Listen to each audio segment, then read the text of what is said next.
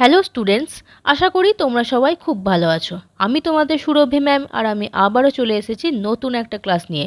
আজ আমাদের আলোচনার বিষয় ক্লাস 6-এ সায়েন্সের চ্যাপ্টার 5 মাপযোগ বা পরিমাপ।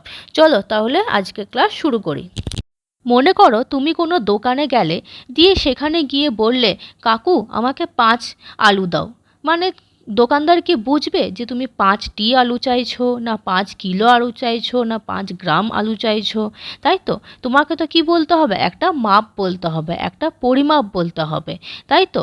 তাহলে এই কারণে আমাদের কি দরকার, আমাদের পরিমাপ ব্যাপারটা জানা খুব দরকার। তাহলে পরিমাপ কি না, কোনো বস্তুর দৈর্ঘ্য, ওজন, আয়তন ইত্যাদি নির্দিষ্ট এককের সাহায্যে নির্ধারণ করাকে পরিমাপ বলে। আমরা কোনো কিছু কতটা ভারী, কতটা বড় এবং বা কতটা তা জানার জন্য আমরা পরিমাপ করি, তাই তো। তাহলে আমাদের সব ক্ষেত্রে পরিমাপ করা দরকার। একটা যদি দড়িও মাপতে হয় তাহলেও আমাদের পরিমাপ করতে হয়। সেটা কি দিয়ে আমরা মাপি? মিটার দিয়ে মাপি। ফলের ওজন, যদি আমরা দোকানে ফল কিনতে যাই তখন আমাদের ফলের ওজন আমরা কেজি দিয়ে মাপি, দিয়ে বলি আমাদেরকে 1 কেজি আপেল দাও, 1 কেজি লেবু দাও, বা 500 গ্রাম আপেল দাও, তাই তো। আমরা সবসময় পরিমাপটা ব্যবহার করেই কথা বলি যখন আমাদের এরকম কিছু দরকার হয়। তো প্রথমে আমরা জানব যে ভৌত রাশি বা প্রাকৃতিক রাশি কি। যেসব রাশি পরিমাপ করা যায় এবং সংখ্যা ও একক দিয়ে প্রকাশ করা যায় তাকে ভৌত রাশি বা প্রাকৃতিক রাশি বলে। যেমন যেমন কি না, দৈর্ঘ্য যেটাকে আমরা মিটার দিয়ে মাপি, ভর যেটাকে আমরা কেজি দিয়ে মাপি, এবং সময়কে সেকেন্ড দিয়ে মাপা হয়। এবার যেগুলো আমরা মাপতে পারি, অর্থাৎ কি যেগুলো আমরা পরিমাপ করতে পারি, সেগুলোই হলো ভৌত রাশি। এছাড়াও মৌলিক বা প্রাথমিক রাশি কি না, যে ভৌত রাশিগুলো অন্য কোনো রাশির সাহায্য ছাড়াই নিজে নিজেই পরিমাপ করা যায় তাদের মৌলিক বা প্রাথমিক রাশি বলে। মানে কি, যেমন দৈর্ঘ্য, ভর, সময় এগুলো হলো মৌলিক বা প্রাথমিক রাশি। মানে এইগুলো পরিমাপ করার জন্য অন্য কোনো রাশির প্রয়োজন পড়ে না, এগুলো আমরা নিজে নিজেই মাপতে পারি। যেমন পরেরটা দেখলে তোমরা ভালো বুঝতে পারবে, সেটা হলো লব্ধ রাশি। এটা ঠিক তার উল্টো, মানে যে ভৌত রাশিগুলো মাপার জন্য অন্য কোনো মৌলিক রাশির প্রয়োজন পড়ে। যেমন মনে করো ক্ষেত্রফল। তোমরা যখন অঙ্কে ত্রিভুজ বা চতুর্ভুজের ক্ষেত্রফল নির্ণয় করো তখন কি করো? মনে করো আমাদের কোনো একটা আয়তক্ষেত্রের ক্ষেত্রফল নির্ণয় করতে হবে, তাহলে তার সূত্র কি? দৈর্ঘ্য ইন্টু প্রস্থ, তাই তো। তাহলে কি দৈর্ঘ্যটাও একটা আমাদের সেমিতে বা মিটারে দেওয়া থাকে, প্রস্থটা একটা সেমিতে বা মিটারে দেওয়া থাকে, দিয়ে তারপর সেগুলোকে আমরা গুণ করে তারপর ক্ষেত্রফল বের করি। ক্ষেত্রফল যে জিনিসটা, সেটা কি দৈর্ঘ্য মানে বা প্রস্থ, সেই দুটো ছাড়া কি সম্ভব বের করা? সম্ভব নয়। দৈর্ঘ্যর মিটারের মাপটাও আমাদের জানতে হবে, সে প্রস্থর মিটারের মাপটাও আমাদের জানতে হবে, তারপর সেগুলোকে গুণ করে আমি ক্ষেত্রফল পাবো। কিন্তু দৈর্ঘ্য বা প্রস্থ যাই বলি না কেন, এটাকে কিন্তু মাপার জন্য অন্য কোনো রাশির দরকার পড়ছে না। এটা আমরা এমনিই মাপতে পারবো, স্কেল দিয়ে মাপতে পারবো। কিন্তু ক্ষেত্রফল মাপার জন্য আমাদের দৈর্ঘ্য বা প্রস্থের দরকার পড়বে। একই রকম আয়তন মাপার জন্য দরকার পড়বে আমাদের দৈর্ঘ্য, প্রস্থ, উচ্চতার। বেগ মাপার জন্য আমাদের দরকার পড়বে দূরত্ব আর সময়ের। বেগ সমান কি হয়? দূরত্ব বাই সময়। দূরত্বকে সময় দিয়ে ভাগ করলে আমরা বেগ পাই। বেগ মানে কি? স্পিড। মানে কোনো গাড়ি কতটা স্পিডে যাচ্ছে তার গতিবেগটা হলো বেগ। তাহলে আমরা এখানে আবারও দেখি মৌলিক রাশি কি না, যে ভৌত রাশিগুলো অন্য কোনো রাশির সাহায্য ছাড়াই নিজে নিজে পরিমাপ করা যায়, যেমন দৈর্ঘ্য, ভর, সময়। আর লব্ধ রাশি কি? যে ভৌত রাশিগুলো এক বা একাধিক মৌলিক রাশির সাহায্যে পরিমাপ করা যায়, সেগুলো হলো লব্ধ রাশি। এবার আমরা জানবো একক কী। একক কী? মনে করো তুমি কোনো দোকানে গেলে সেই আলু কিনতে। এবার তুমি দোকানে গিয়ে বললে, কাকু আমাকে 5 কেজি অর্থাৎ 5 কিলোগ্রাম আলু দাও। এই যে তুমি কিলোগ্রাম শব্দটা ব্যবহার করলে, এটাই হলো একক, তাই তো। কোনো ভৌত রাশি পরিমাপ করার জন্য নির্দিষ্ট মানকে একক বলে। মানে ধরো তুমি কোনো ফিতে মাপছো, দিয়ে সেখানে দেখলে এটা 10 মিটার হলো, তাহলে সেই যে মিটার, ওটা হলো একক। এবার ধরো তোমাদের স্কুলে পরীক্ষা আছে, তোমাদের সময় দেওয়া হলো 1 ঘন্টা, তাহলে যে ঘন্টাটা ওটাও একটা একক। তাহলে এই একক আমাদের বিভিন্ন ক্ষেত্রে প্রয়োজন। কীরকম ক্ষেত্রে প্রয়োজন? যে একক ছাড়া কোনো রাশির মান প্রকাশ করা যায় না। এককের সাহায্যে যেমন রাশিটির পরিমাপ বোঝা যায়, ঠিক তেমনি একক দেখে কী ধরনের রাশি সেটাও বোঝা যায়। কী ধরনের রাশি মানে, আমি যদি বলি, মনে করো যে কাকু আমাকে 5 লিটার আলু দাও, সেটা কি ঠিক বললাম? একদমই না। আমাদের 5 কিলো আলু দাও বা 5 কিলোগ্রাম বা 5 কেজি আলু দাও, সেটা ঠিক আছে। কিন্তু 5 লিটার, লিটার তো আমরা ওজনে এরকম মাপি না। লিটার আমরা কখন মাপি? আমরা তেলের ক্ষেত্রে আমরা লিটার দিয়ে মাপি, দুধের ক্ষেত্রে মাপি, কোনো লিকুইড জিনিসের ক্ষেত্রে আমরা সেটা লিটার দিয়ে মাপি, জলের ক্ষেত্রে মাপি। কিন্তু যদি আমি আলুর ক্ষেত্রে সে লিটারটা ব্যবহার করি তাহলে সেটা ভুল। এখন তাই বলছে যে একক দেখে বোঝা যায় যে এটা কী ধরনের রাশির কথা বলা হচ্ছে। আমি যদি কেজি কথা বলি, মানে কিলোগ্রামের কথা বলি, তাহলে বোঝা যাচ্ছে যে এটা কোনো ওজনের কথা বলছে। আমি যদি মিটারের কথা বলি তাহলে বোঝা যাচ্ছে এটা কোনো দৈর্ঘ্যের কথা বলা হচ্ছে। আমি যদি সেকেন্ড বলি তাহলে এখানে বোঝা যাবে কোনো সময়ের কথা বলা হচ্ছে। তাহলে একক দেখে বোঝা যায় যে এখানে কী জাতীয় রাশিরকে বোঝানো হয়েছে। একক 2 প্রকারের হয় না, মৌলিক প্রাথমিক একক আর লব্ধ একক। মৌলিক রাশির একককে প্রাথমিক একক বলে আর লব্ধ রাশির একককে লব্ধ একক বলে। মৌলিক রাশি আমরা এর আগে দেখলাম, কি দেখলাম? যেই ভৌত রাশিগুলি কোনো কিছুর সাহায্য ছাড়াই নিজে নিজে পরিমাপ করা সম্ভব, যেমন দৈর্ঘ্যের একক মিটার, ভরের একক কিলোগ্রাম, সময়ের একক সেকেন্ড। কিন্তু লব্ধ একক কি? যেগুলো এক বা একাধিক মৌলিক রাশির সাহায্যে পরিমাপ করা যায়, যেমন বেগ, তার একক হলো মিটার পার সেকেন্ড, ক্ষেত্রফল বর্গমিটার, আয়তন ঘনমিটার। তাহলে এই হলো আমাদের প্রাথমিক একক এবং লব্ধ একক। এবার দেখব প্রমাণ একক কি।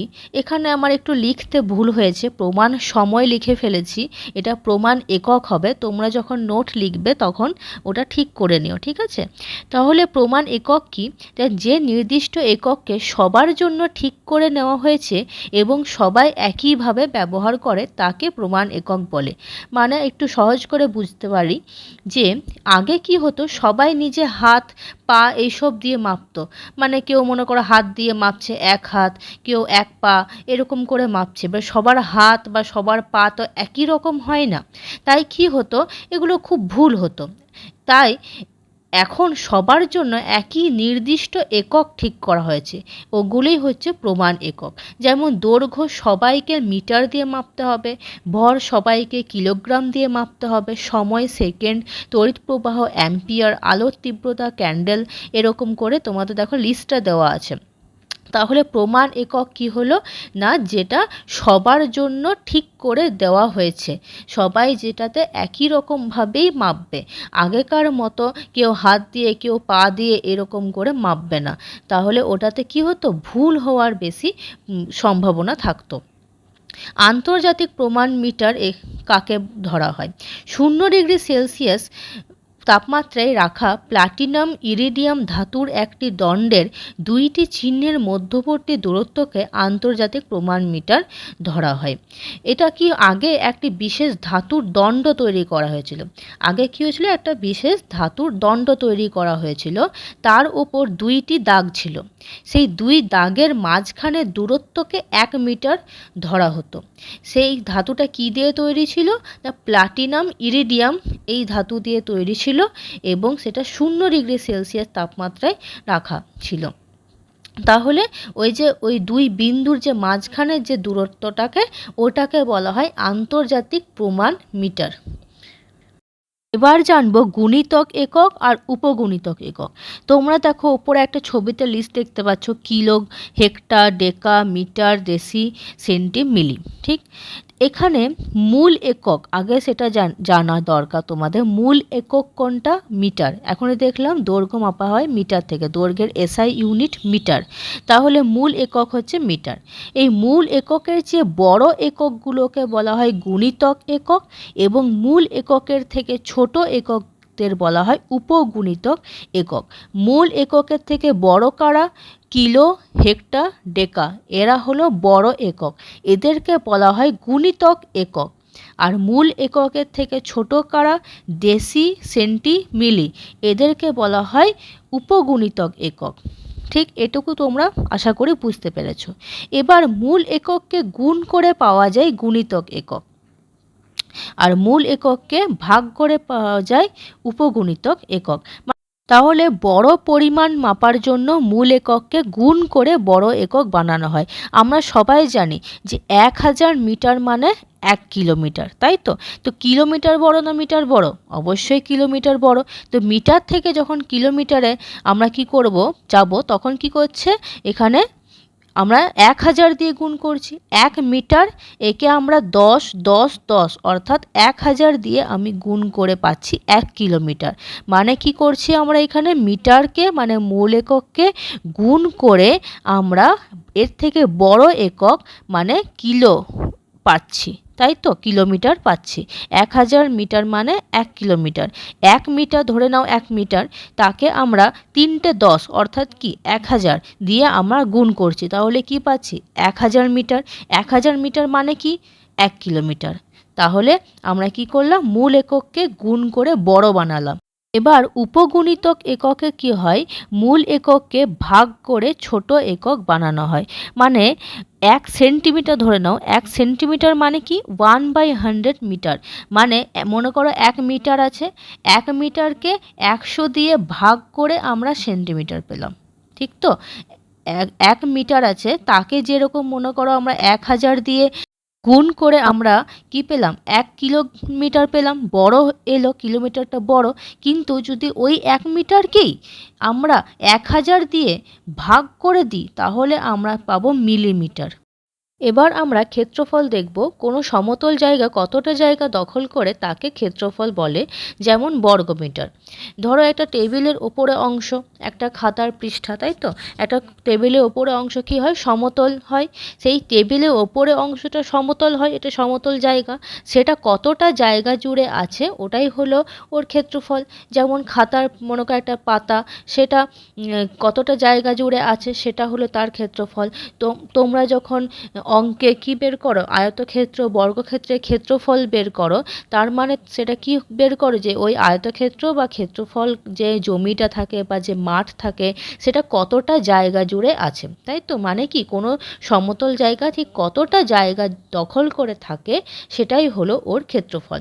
ক্ষেত্রফলের একক হলো বর্গমিটার। আয়তন কি? কোনো বস্তু বা পাত্রের ভেতরে কতটা জায়গা আছে তাকে আয়তন বলে। মনে করো একটা বোতলের, জলের বোতলের ভেতরে কতটা জায়গা আছে, একটা বাক্সের ভেতরে কতটা জায়গা আছে, ওটা হলো আয়তন। এবার নিশ্চয়ই বুঝতে পেরেছো একটা বাক্সের ভেতরে কতটা জায়গা আছে বা একটা বোতলের ভেতরে কতটা জায়গা আছে। এই ভেতরের জায়গাটাকে বলা হয় আয়তন, আর সমতল জায়গাটাকে বলা হয় ক্ষেত্রফল। নেক্সট দেখো সময়। কোনো দুটি ঘটনার মধ্যে যতক্ষণের ব্যবধান তাকেই আমরা সময় বলি। ধরো তুমি বাড়ি থেকে বেরোলে, তারপর কিছুক্ষণ পর তুমি আবার ফেরত এলে, সেই কিছুক্ষণের সময়টা ধরে নাও 2 ঘন্টা। তাহলে সেটা কি একটা সময়? 2 ঘন্টা সময় লাগলো তোমার বাইরে। তাহলে কোনো দুটি ঘটনার মাঝখানে মধ্যেখানে যে ব্যবধানটা থাকে সেটাই হলো সময়। এক সৌরদিন কি? পৃথিবী সূর্যের দিকে একবার ঘুরে একই অবস্থানে আসতে যে সময় নেয় তাকে এক সৌরদিন বলে।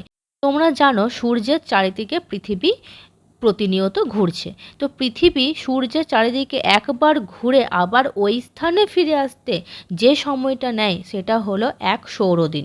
অর্থাৎ একদিন সকাল থেকে পরের দিন একই সময় পর্যন্ত সময়টাই হলো 1 সৌরদিন, যেটা সাধারণভাবে আমরা কত ঘন্টা বলি? 24 ঘন্টা, তাই তো? গড় সৌরদিন কি? না, সারা বছরের সব সৌরদিনের গড় সময়কে গড় সৌরদিন বলে। সহজ করে কি যদি বলতে হয়, প্রতিদিনের সময় একটু একটু করে কম বেশি হয়, তাই গড় করে আমরা 24 ঘন্টা ধরি, তাই তো? প্রতিদিনের সময়টা একটু একটু করে কম বেশি হয়। মনে করো শীতকালে কি হয়, আমাদের রাত বেশি হয়, দিনটা ছোট হয়। গ্রীষ্মকালে তো উল্টোটা হয়, আমাদের দিনটা বড় হয়, সূর্য তাড়াতাড়ি ওঠে আর দেরিতে অস্ত যায়, তাই তো? কিন্তু তাহলে আমাদের দেখতে পাচ্ছ দিন বা রাতের একটু একটু একটু করে কম বেশি হচ্ছে আমাদের সারা বছরের মধ্যে। কিন্তু আমরা গড় হিসাবে আমরা ধরে নিয়েছি 24 ঘন্টাতেই একদিন হয়। তো এই যে আমরা ধরে নিয়েছি একটা গড় 24 ঘন্টা, এটাই হলো আমাদের গড় সৌরদিন। স্টপ ওয়াচ অল্প সময় নির্ভুলভাবে মাপার জন্য যে ঘড়ি ব্যবহার করা হয় তাকে স্টপ ওয়াচ বলে। স্টপ ওয়াচ আমরা কখন ব্যবহার করি? দেখবে কেউ যদি দৌড় প্র্যাকটিস করছে, তো সে কত স্পিডে দৌড়াচ্ছে সেটা ও তখন স্টপ ওয়াচের সাহায্যে মাপে যে ও এত স্পিডে দৌড়াচ্ছে। অল্প সময় যদি নির্ভুলভাবে মাপার জন্য আমরা তখন স্টপ ওয়াচ ব্যবহার করি। সাধারণত ঘড়ি কী হয়, সবসময় চলে, কিন্তু স্টপ ওয়াচে চালু ও বন্ধ করা যায়, তাই নির্দিষ্ট সময় এটাতে মাপা যায়। সাধারণত দৌড় প্রতিযোগিতার সময় বা খেলাধুলার সময় মাপার জন্য আমরা স্টপ ওয়াচ ব্যবহার করে থাকি। এবার আমরা পরিমাপে অনুমানের গুরুত্ব সম্পর্কে একটু দেখব। অনুমান করলে আগে থেকেই মাপার ধারণা পাওয়া যায় এবং পরিমাপকে সহজ ও সঠিক করা যায়। এবার ধরো তুমি হয়তো বাইরে আছো, দিয়ে তারপর তোমাকে কেউ জিজ্ঞাসা করলো তুমি কতক্ষণ বাইরে আছো? তুমি হয়তো একটা অনুমান করে বললে যে এই ধরো আমি 1 ঘন্টা আছি একটু বাইরে। তাহলে তুমি একটা অনুমান করে বলে দিলে যে 1 ঘন্টা তুমি আছো। তুমি মেপে দেখোনি, কিন্তু তোমার মনে হলো যে ওটা 1 ঘন্টা ওটা সঠিক হবে। তাহলে এই যে তুমি অনুমান করছো, অনুমান করলে কি হয় না, আগে থেকে একটা ধারণা পাওয়া যায়, দ্রুত ধারণা পাওয়া যায়, মাপার আগে মোটামুটি একটা বোঝা যায়, সময় বাঁচায়। সব সময় কি যন্ত্র দিয়ে মাপতে হয় না। মনে করো আমার কাছে ঘড়ি নেই, তাই আমি অনুমান করে বললাম যে ওই হবে হয়তো 1 ঘন্টা সময় আমি বাইরে এসেছি। তাহলে আমার কি যন্ত্রের প্রয়োজন এখানে হচ্ছে না। ভুল কমাতে সাহায্য করে, মাপার পরে মিলিয়ে দেখা যায় যে হ্যাঁ ঠিক হয়েছে কি না। দৈনন্দিন কাজে দরকার হয়, যেমন বাজার করা, দূরত্ব বোঝা ইত্যাদিতে। মনে করো আমরা অনুমান করে বলতে পারি যে হয়তো এই জায়গা থেকে ওই জায়গা আচ্ছা এত কিলোমিটার, মানে 4 কিলোমিটার ধরো। বা আমরা কেউ জিজ্ঞাসা করলাম বা তোমাকে হয়তো কেউ রাস্তায় জিজ্ঞাসা করল যে আচ্ছা ওই জায়গাটা এখান থেকে কত দূর? তুমি একটা অনুমান করে বললে যে এই কাকু এটা 4 কিলোমিটার হবে ওই জায়গাটা। তুমি কি মেপে দেখলে? দেখলে না, কিন্তু তুমি একটা অনুমান করে বলে দিলে। তাহলে এখানে আমরা মোটামুটি একটা আন্দাজ করে বা অনুমান করে এইগুলো আমরা ব্যবহার করতে পারি পরিমাপটা।